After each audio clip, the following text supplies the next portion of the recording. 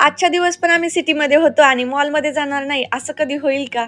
आता हा मॉल कोणता आहे ना, तुम्हीच कमेंटमध्ये सांगा. गेल्या-गेल्याच महाराजांचं दर्शन झालं आणि तिथं इथं रायगडाची आहे ना प्रतिकृती तयार करून त्यांनी इथं देखावा ठेवला होता. इतका छान होता ना तो. तोच बघून आहे ना मन भरलं होतं. पण चला म्हटलं थोडासा मॉल पण फिरून घेऊया. तिथला ॲम्बियन्स पण इतका छान होता. बुक स्टोअरमध्ये गेलो, पण तिथे तर सगळे इंग्लिशच बुक्स होते. मग मराठी का नव्हते हे तर मला काही कळलंच नाही. का म्हटलं आपल्या लहानपणी तर अशा किड्स प्ले एरियामध्ये आपल्याला कधी येता आलं नव्हतं. चला आर्यन आणि आराध्याच्या नादाने का होईना पण आम्ही आलो होतो आणि हे दोघं जण मला शिकवत होते की हा गेम कसा खेळायचा आहे. मी सुद्धा यांच्यासोबत थोडासा एन्जॉय केला आणि आता सगळ्यात फेवरेट स्टोअर म्हणजे मिस्टर DIY.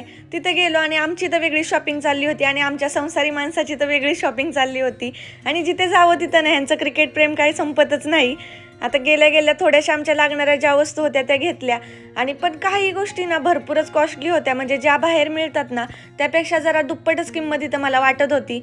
आता इथं पूर्ण रात्र जरी आम्हाला दिली ना शॉपिंग करायला तरी काही संपणारच नाही. त्यामुळे आम्ही घेतलेल्या वस्तूंचं बिल केलं आणि निघालो. बाहेर सुद्धा छोटे छोटे शॉप्स होते, पण हे तर मॉलच्या आतल्या गोष्टींपेक्षा सुद्धा जास्त कॉस्टली होते. आणि इथं आमचा ससा बघा कसा क्यूट दिसतोय. आता शॉपिंग करून आणि थोडीफार विंडो शॉपिंग करून एवढी भूक लागली होती की आल्या आल्याच मोमोज खाल्ले.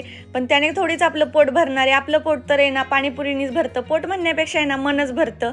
चला भेटूया उद्याच्या ब्लॉगमध्ये.